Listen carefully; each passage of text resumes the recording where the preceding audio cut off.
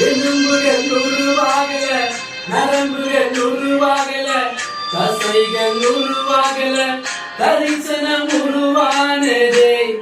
தாய் கருவிலே தரிசனம் உருவானதே.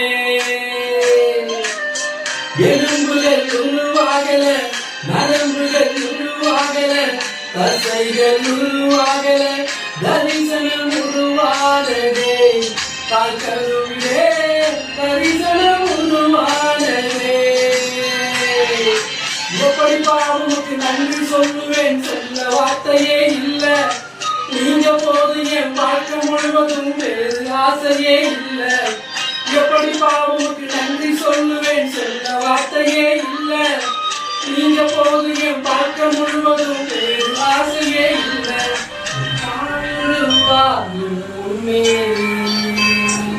என் கருவை